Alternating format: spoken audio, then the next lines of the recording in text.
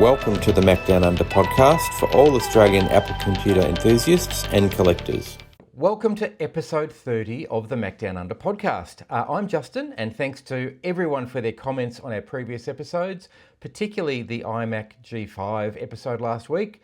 Seemed really popular and lots of people putting comments on various platforms. So thank you so much for the feedback, and I'm glad people enjoyed it and got a bit of nostalgia, and even some people decided they're going to go out and collect them. So that's great. You might remember from last episode that my regular co-host Matthew is unavailable this week. So that's given us a great opportunity to have a very special co-host this week, who you can see on camera already, who's going to talk about his experience in modern upgrades for your vintage Apple computers, particularly around the Apple II, I think, but I think applicable to other things as well. And we'll also cover off collecting news, although not much this week, coming events and recent finds. So to introduce my special guest co-host, Declan. Declan, welcome to the show. Thanks for coming. Now, Declan's a regular contributor to a whole lot of online forums for vintage computing.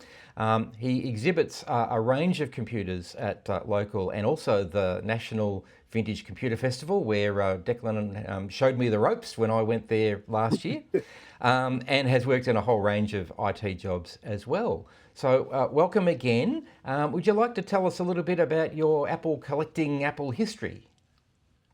Yes, thank you, Justin. Good day to you and good day to the viewers. So pretty well my Apple history started off originally with the Apple II at primary school. I think it was around 1988 when we first got an Apple IIe into the classroom, and it had an Image Writer 2 connected to it. So had a lot of fun with Print Shop Pro, and also Where in the World is Carmen San Diego and Lemonade Stand. They were three things that pop out in my memory. I loved Lemonade Stand. I played that for hours. Yes, and I was fortunate enough to be able to pick up original Apple IIc demo discs that came with the 2C when you bought it, and one of them includes Lemonade Stand, so it was good to kind of go back and have a play around with those and get a feeling for that game. And Where in the World is Carmen San Diego is always a big hit, even at the shows whenever showing off either the 2E or the 2C. A lot of people from my age and younger gravitate to it and enjoy trying to find out where one of Carmen's underlings are at the moment. So beyond that, was mainly in the Windows world for most of the 90s, and then through a good mate of mine, Mike, he got me a job at a university, working at a school which was about a third Unix and Linux workstations, a third Mac, and a third Windows. So it was quite a learning experience for me because I'd been mainly just doing Windows server work before that. So got to learn about early Mac OS 10, so we started around about 10.2 was my start off point there. Kind of skipped a lot of the classic stuff. Eventually, the school rolled out an Xserve with an Xserve RAID to replace old Linux servers, and we used that for both file and authentication. So you're on a Windows, a Mac, or a Linux workstation, you could log in with the same account, get the same data, no matter where you were. So it was really flexible. The software and the hardware was just amazing. It just worked. As Steve used to say, it just works. So I looked after that for years, upgraded the hardware, of course, when the Intels came out, upgraded the hardware to Intel, and and then after that, worked in a few other faculties within the university doing Apple support, kind of became what they like to call the Apple SME, or the subject matter expert, for a few areas. So, and it's amazing how fluent Macs are in the research world. In the medical faculty, I'd say that at least probably well over 50% of the research areas love using Macs. So so it was great to see Macs outside of the usual, because people usually stereotype of the desktop publishing or video work, but it was interesting seeing them being used for things like biology and working out new medicines or so a lot of the stuff that I got was hand-me-downs from academics and that. So unfortunately, at the current job, no Apple stuff, unfortunately. That's a disappointment, but there we go. Yeah, it was interesting you were saying about Macs in research because, as you say, people don't sort of realise unless you're there. And that's actually where I saw my first Mac I think it must have been a 128K, I'm thinking, at a medical research centre that I was working at, summer job. And they were using it for statistics, which you don't normally associate Macintosh computers with, but they were using Cricket Graph and some of the other software for their statistical analysis. So yeah, there you go. Yeah, and also the advantage with the OS 10 and then eventually Mac OS is that a lot of the packages that the Linux users were using could be converted over and run on the Intel Macs. And we had quite a lot of Linux users actually move over to Mac OS 10 once the Intels came out. So it also, the numbers increased there as well. And it made it a bit easier for support-wise as well. Yeah, great. All right, well, might be time to get on to today's topic. So, whilst I've been collecting Apple computers for quite a while, I've only recently started to try to get them working again because, my situation's changed and I'm no longer tied to work, which is great. But like a lot of people, I've read lots and lots of posts and seen lots of products for modern solutions to get your old systems running. So, we'll talk about some of those like Blue SCSI and others. But from my point of view, I've taken my time and there's so many things out there, I find it really hard to work out, which one is the right one or group of things for me. And so last year, as I mentioned, Declan supported me on my first vintage computer forum in Canberra, and thanks Declan for showing me the ropes and looking after me while I was there. But I was really impressed to see his Apple IIe running some of these modern solutions, playing games like Where in the World is Carmen Sandiego that we were talking about before. And I was really impressed with the Apple IIc because the IIc is sort of close to my heart because I use that to write my honours thesis on.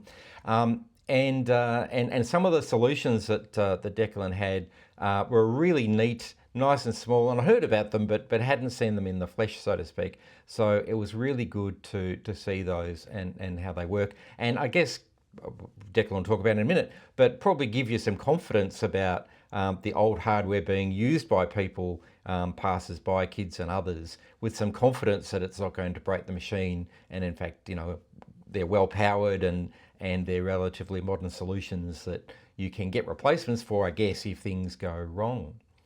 Declan, you said you've got a few things you'd like to show us and talk to us about your experiences. Over to you. Yep. Okay, so as Justin said, a lot of people are getting back into vintage machinery, whether it's Apple or Commodore or Atari. As we've found that people my age, parents are starting to move out of the family home, either to go to downsize or in some cases, unfortunately, to go into care. And people go into their garage, it's like, oh, well, there's that old Apple II that we used to have as kids. It's still here. It's probably under a cover of dust. It'd be nice to plug it in, maybe play some games or something, just get back the memories. There might be even some floppy disks that you like to try and go back through and get data from. However, in some cases, the floppy drive may have died or it's been misplaced. It got thrown out years ago. You plug in the CRT display. The CRT display lets out a heap of smoke, and that's kind of it. So there are modern replacements or alternatives for a lot of the accessories that we used to have in Apples back in the 80s and 90s. And as you said, they've all got new parts now. The parts are usually easy to get, and a lot of the projects are open source, which usually means that anyone can make them. You don't have to go to the one manufacturer. So back in the 80s, we used to have to go to Apple to get most of our accessories. These days, a lot of the hobby people are making their own accessories and allowing others to go and make them And considering issues with tariffs and that's probably a good thing. I think it's great that a lot of these products that people have made, people that they've shared them, as you say, in open source, but you can still buy them commercially if you're not up to soldering things together and sourcing the parts. Some of them you can still Oh, buy if you absolutely. need to. Yeah, all of them pretty well are. So it's there for more advanced people like yeah, friend of the podcast, Danny. He'd probably be happy to put together a lot of the stuff on his own, and then stuff like yeah, I'm good with through hole soldering, but surface mount stuff not great. So it's usually easier just to buy the kit already assembled. At most, all I probably have to do is just screw the case onto the board, and that's about it. So yeah, so the first item I want to show off is the Apple IIc USB-C power adapter. So you get this up correctly. Yeah, so there it is. There it sits into the usual Apple IIc DIN power port. We'll just plug it off there. And I guess that's one of the things that I was really impressed with when I saw it up in Canberra.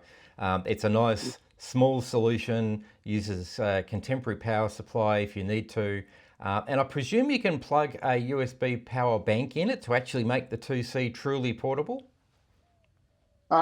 Unfortunately, no. It does Oh, require at least a 15-volt power supply. So you do need to have either the newer MacBook power supplies, they're USB-C now, so you can power this off the USB-C. Sorry, just make sure that I'm got this around the right way. So there it is there. And as you said, it's good. It's a nice small size, so it doesn't block any of the other ports on the back of the 2C. Because I have found in the past some of the modern adapters are sometimes can be bulky and they can block spots on them. But yeah, this adapter is great. As you said, you can just plug in a new laptop power supply. It doesn't have to be Apple. I've used a Dell and a HP one on there, and it powers up the Apple IIc. So it's great because my 2C didn't come with a power supply when I got it from the Canberra meet back in 2024. The bloke had the screen with the stand, the Apple IIc screen with the stand, and he had the Apple IIc, but nothing else. So yeah, so being seeing this adapter, which is made from Moswald, the price is about $28 US. They are currently out of stock, and they seem to be occasionally out of stock. But I'm sure if you email Moswald, they'll be able to tell you when the next batch is going to be made.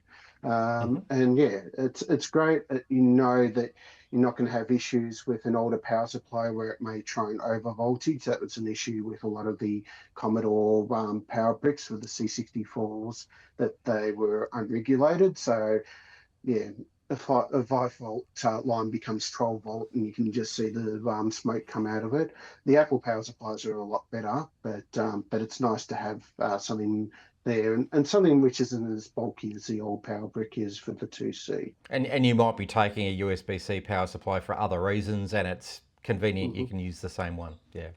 Well, yeah. Well, I usually take my MacBook Pro with me, and as I said, once again, that does 15 volts. So I can just, well, I'm not using that. I can just plug the 2C into it and have a play around with. So yeah, it's a great item, well worth it. Even if you've got the original power brick, it's always good to have a backup option there, just in case one day it just doesn't want to work. Yeah. Good. Cool. Okay, next one up is the Apple II VGA card. So, sure. So there it is there. It's got a little Raspberry Pi Pico up the top of the card there, hmm and it's got the VGA connector here, which on my Platinum, I can just sit into one of the ports on the back and just plug a VGA monitor directly up to that. So yeah, so this particular one comes from Melbourne Console Reproductions. Jason is a very good member of the Australian vintage community. He does appear in some of the Facebook groups, specifically the Amiga users group, where he does sometimes appear at the Amiga user groups meeting in Mount Waverley in Victoria, um, usually once a month. I think it's the third Sunday of the month they have their meetings. Um, Great thing about this card is that with some of the Apple IIs that came to Australia, some of them did come with a rare PAL card, but some came with this awful international NTSC 50 hertz mode. And nothing works with it unless you had at the time an Apple display, whether it was the monochrome or even rarer the 2C composite color monitor, 2E color composite monitor. So this card allows you to get VGA color, so a whole range of retro screens that you can use, and even probably some contemporary screens with an adapter, and see beautiful color from your Apple II. Which, in fact, the composite monitor would probably be a lower quality anyway. It probably would be, but a lot of people like the warmth of a CRT, as they usually say. So, but yeah, this card does everything. It does your low res, it does your high res, it does your monochrome, and probably the monochrome is the one which stands out because the monochrome on at least my 2E composite color monitor can be a little bit blurry. It can have a little bit of the color drifting into other pixels, whereas with this, it's nice, sharp, and clean. Yeah, and especially for us in PAL territories, it's a great card to have because we can just plug this into pretty well any display, whether it's a TV or a monitor that has VGA input, and away you go. There are HDMI versions I've heard floating around out there, which probably suits a lot of people who do a lot of streaming. But in this case, at the moment, Jason's only selling the VGA one, which I think covers the basis for most things. So that one is $95 Australian from Jason's website, and Justin will be providing links to that. Okay, so next thing I want to show off is the floppy emu. Now, I'm really interested in this, and I'm probably going to get one of these because I've heard a lot about them. I've seen you using it as well, and I figure I can use it on pretty much every Apple computer I've got. It is, I consider it almost a Swiss Army knife of storage for Apple IIs, Apple IIIs, even some leases, as well as the early Macs that still had the floppy drive port on the back. So this is the beastie here. So it has a little screen on there so you can see what floppy drive or hard drive images you've got loaded. And of course the connector there, which then plugs into the 19-pin floppy drive port. So as long as your Apple II or Macintosh has that particular port, away you go. So it has two firmware on there, one for the Apple IIs and one for the Macintosh. So you do have to swap them around. You can't copy something onto the Apple II side and be able to then read it on the Mac side. There is a difference there, but it is great. So for the Apple IIs, it covers most of the floppy drive format, so the 5 1/4, the 3.5 uni discs. It also does the smart port hard drive images, which are usually about 32 megs. So I've got a few of those. I've got one which is full up with games, another one which is full of applications, whether it's Printshot Pro or educational titles like the Carmen series. On the Lisa, it supports the 400 and 800K 3.5 drive format. So if you've got disk images with that for the Lisa, away you go. And for the Mac, it does a lot of stuff, as well as doing the 3.5-inch floppy drive formats, so the 400, 800, and 1.44. You can also do the HD20 hard drive option, so it kind of acts like a hard drive through the floppy port, which is good but slow. Yes. And it also does CD-ROM images, I found out, up to 2 gigabytes. So that's pretty good. So if you've got some CD-ROM titles that you want to fire up and you don't want to burn disks, or the Mac, just like a SE or an SE30, doesn't have a built-in CD drive, well, you can just load it up off the floppy emu and away you go. Fantastic. And it also so on the Apple II, Declan, do you need any particular interface card, or will a Disk 2 card work? Or do you need the 5.25 card? What do you need? You do have to have the newer card. Unfortunately, I can't remember because there's so many different types. The one which I've got in my 2E seems to be a fairly later um, Apple disk controller card because it had to run the Duo disk, which was only a 19-pin connector. So I don't know which particular model that is. But Big Mess of Wires, who makes the floppy emu, also does sell an Apple II card with the connectors there. So even Right. if you luck out and you don't have a card in your Apple IIe which can or two that can run it, at least you can buy the card off Big Mess of Wires and away you go. Right. Everything else seems to just, yeah, with the Apple II GS, I've used that to run the operating system hard drive images off, and that just works without having to do anything. With some of the 2Cs, you have to have at least a ROM zero version. Hmm. Um, and With Big the Mess of smart Wires, port support, yeah. mhm. And Big Mess of Wires does sell a connector where you can swap the ID of the drives around, so you can have disable the internal 5 1/4 drive and just run the floppy EMU on its own. I haven't had to bother with that. It just seems to work straight away, even with the internal floppy drive connected. So your mileage may vary, as they say. So, but yeah, it is great. It's great for troubleshooting, of course.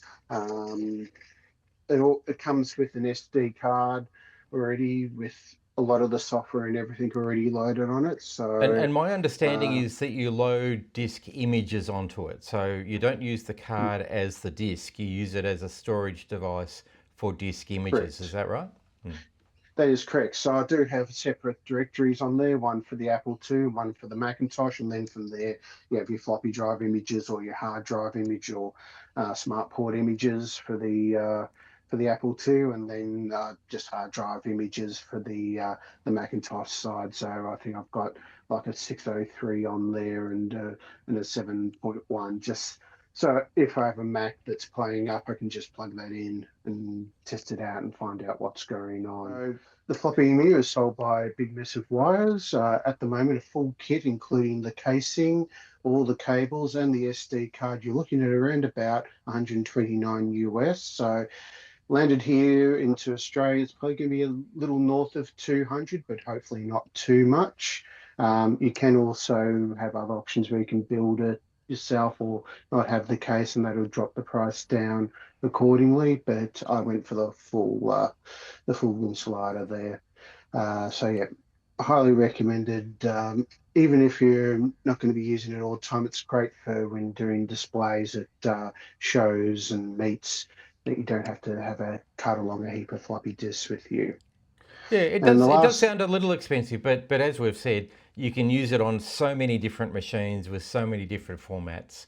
I might only need one because I'm only likely to use one computer at a time.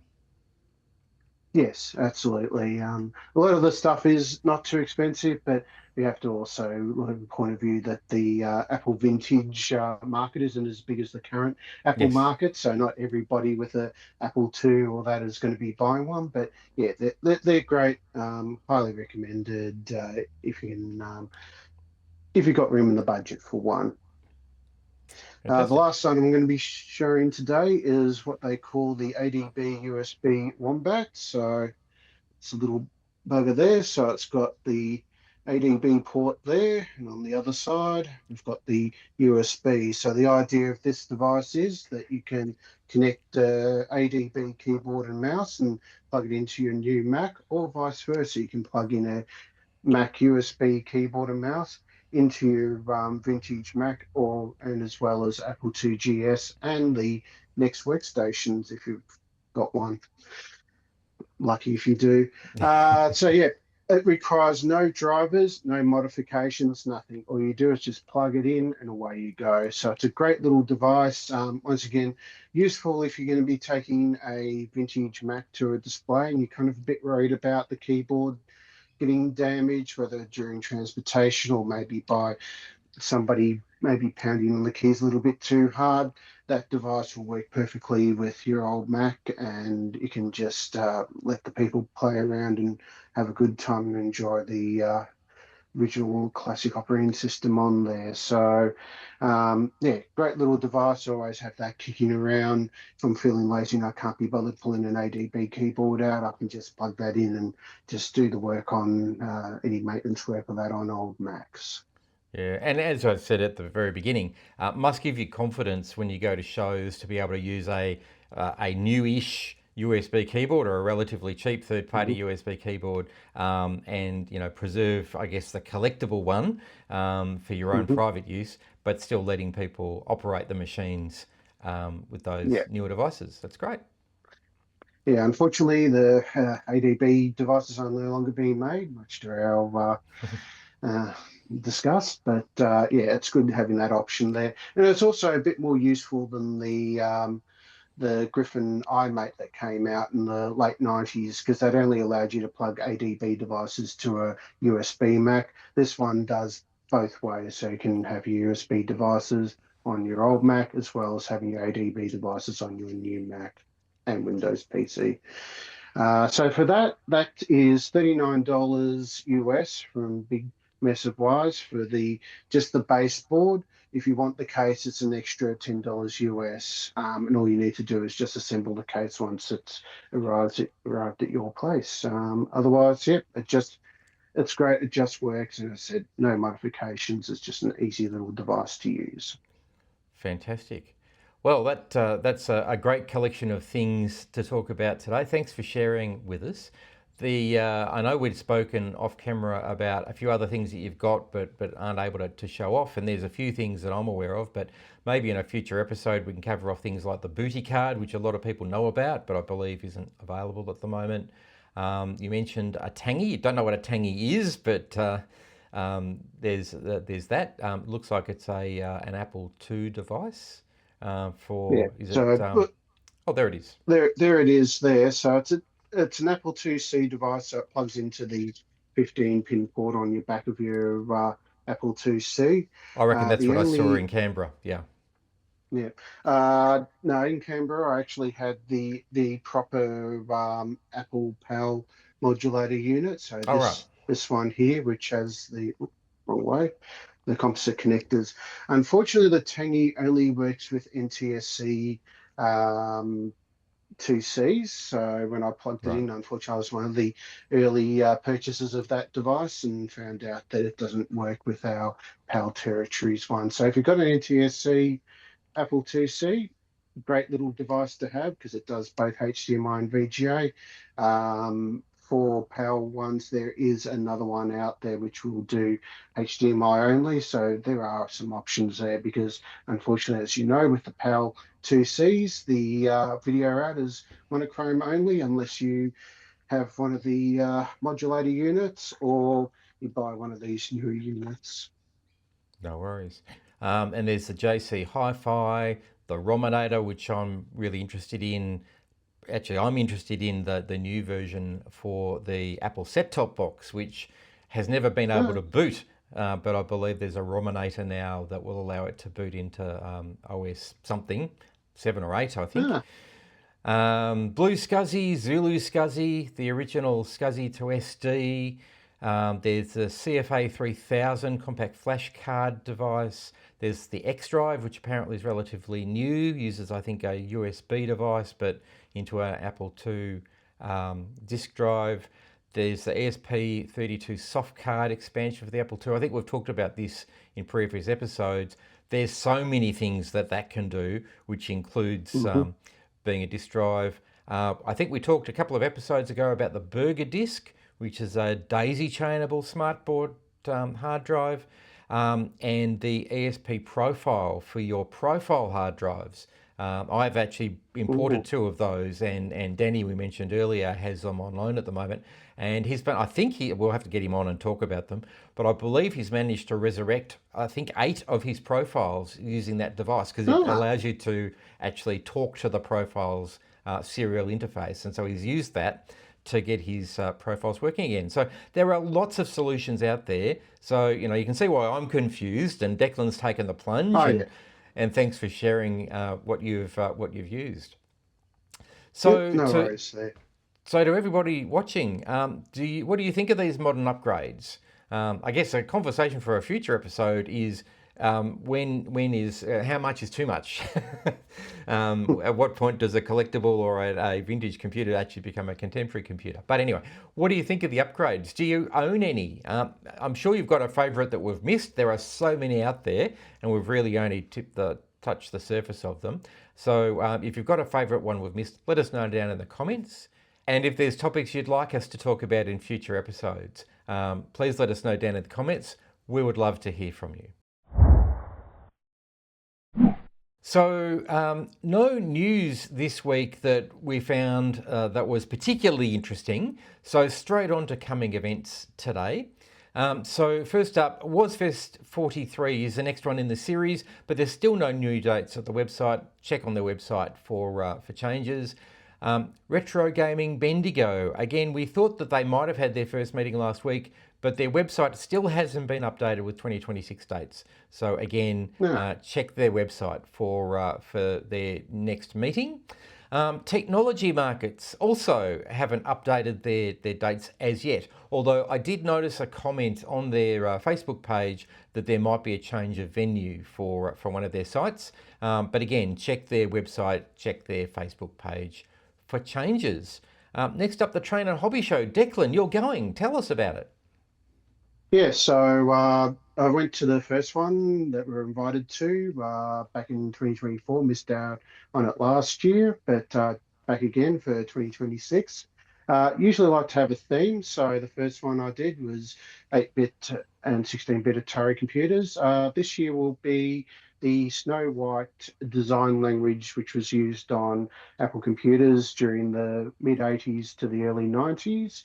So my display will include the 2C, which I've shown on the camera just before, little SE, which is just behind me here, and I've managed to borrow a Macintosh 2 from my good friend Chris, and we didn't know whether it was going to work or not. The thing was nice and clean. It did come from a job lot which was pretty messy, but managed to kind of jumpstart it with a fresh battery, and it worked straight away. I had the right startup time, didn't have the I think they're called the arpeggio of doom. So yeah, and it just came straight up with the good old question mark floppy disk icon. So yeah, so going to do a little bit of work on that, put some fresh batteries in it, and probably set up a blue SCSI on it for display there. And I'll also have some accessories there. I'll have a couple of some mice and also some external floppy drives as well. Fantastic. So the Train and Hobby Show, Saturday the 14th and Sunday the 15th of March at the Sandown Racecourse. Again, link down in the description. I've got a few other events on that weekend, but I am hoping to get there on the Saturday afternoon and the Sunday morning, and look forward to seeing the Snow White display. Sounds great. Next up, the Adelaide Retro Computing Group have their next meeting this Friday, the 13th of February. Friday the 13th sounds a bit ominous, but anyway, it is on. Check the website for their information. And finally, last but certainly not least, the Mac Museum is continuing to be open every Saturday for the moment. Matt's doing a great job there from 10 a.m. till 2 p.m. On Saturdays. So again, visit the Mac Museum website for other information. No, I do highly recommend, if you are in Adelaide, the Retro Computing Group. I managed to get to one of their meetings back in 2019. It was great, just a huge range of different vintage machines and game consoles. And yeah, they seem to be a pretty good group there over in Adelaide. So highly recommended. Okay, up to this week's for sale section, and it's been a while since we've just had a range of retro computers because we tended to focus very much on the topic. So today, this week's bargains are all Apple collectibles, largely systems, a couple that aren't, but all well under $100, which is my general limit. So first up is an eMac from Melbourne for $90. Yeah, so eMac seems to be situated in North Fitzroy. Looks like a fairly tidy unit. The seller will provide a unoriginal keyboard, so I assume it's probably just a Windows USB keyboard to get it running if you don't have one. That was a good thing about the USB Macs, that you could just grab any USB keyboard and away you go. $90 is a pretty good price for a working eMac. Just make sure you're nice and strong on the day. You've had your Vitabits or whatever, because they are very heavy. They can be a bit of a struggle to move, especially with the slippery surface on the casing. The next one is a lovely little iBook G4. Just having a look at the photos, it appears to be a 14-inch model. I think with the 12-inch, the keyboards are right up against the edges of the case, if I remember rightly, kind of going back in the old memory banks there.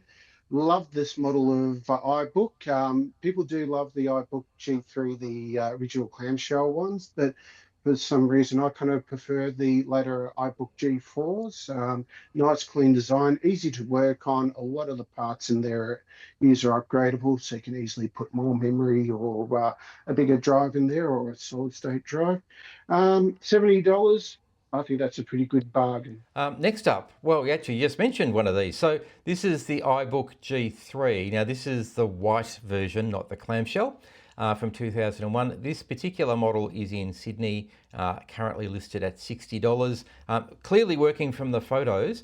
Unfortunately, it looks like it's starting to get a bit of vinegar syndrome on the screen. That can be resolved. It's not an easy fix, but it can be resolved. But nevertheless, you don't see many of these machines in working condition these days available. And for $60, to be honest, I think it would be worth the purchase to use whilst the screen is working, and then attempt a repair. Yeah, a lot of them were used in the education market, so a lot of them primary schools and secondary schools as well as unis, and they did get a bit of a hard life from the students. So you used to see ones with missing keys on the keyboard, but it seems to be fairly complete, and it's good to have the original power supply there, because yeah, they can be tough to track down these days. Next up, we've got a pair of Apple 800K external floppy drives, 3.5-inch floppy drives. Now, the reason I've included these are the original Macintosh 800K drives, so they're not compatible with the Apple II. And they're only really designed for the Mac 512KE, and ultimately the Mac Plus will run them, and a few other machines as well, but they were originally for the 512KE, which had the 800K floppies in them. So $90 from New South Wales for both is actually, I reckon, a bargain. Hard to find these, and to get two of them for $90 I thought was a bit of a deal. Yeah, and I mean, if both of them aren't working, hopefully you can try and make a working one out of the two. But yeah, no, that's a brilliant price for a fairly rare accessory these days. Yeah, and if nothing else, a nice prop to sit alongside your classic Mac. And last up, from Gisborne in Victoria, I suspect we had this on the show last year, but the price has dropped.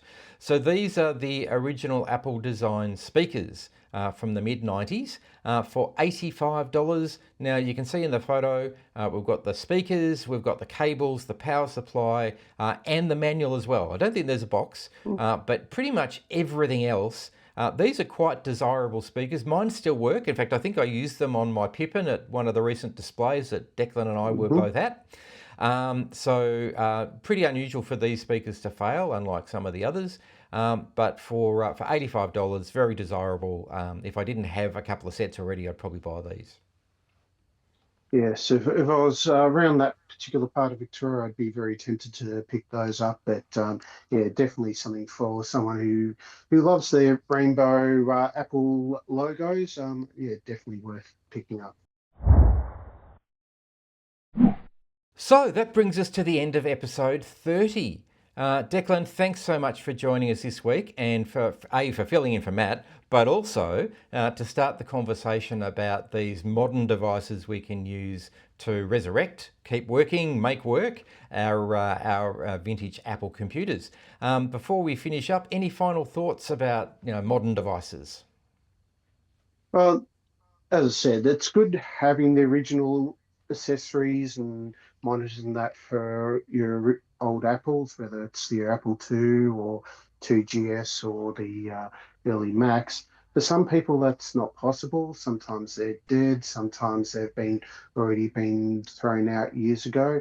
So I'm hoping that some of these devices help you get your old apples back and running again, especially things like the Apple II VGA, and be able to enjoy it, and maybe even introduce your young'uns into the classic vintage world. I know a lot of kids love playing Carmen San Diego, even though there are newer versions on iPads, and that's just something about playing the original 8-bit versions that really, it just has a nice spirit too.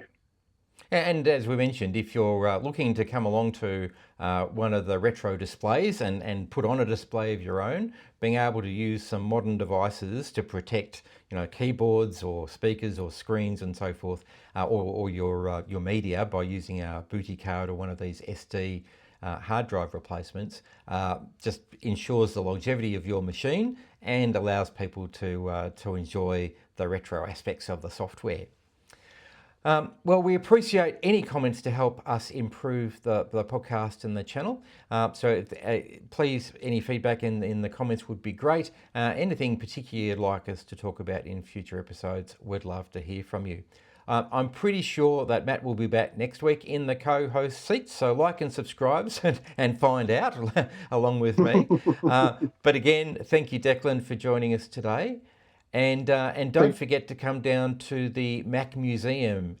Now on every Saturday from 10 until 2, you might see me and you might even see Declan because he's a regular contributor there as well. So thanks again, and we'll see you soon. Take care. See us. Thank you for joining the Macdownunder Podcast. Don't forget to like and subscribe, and we'll see you again soon.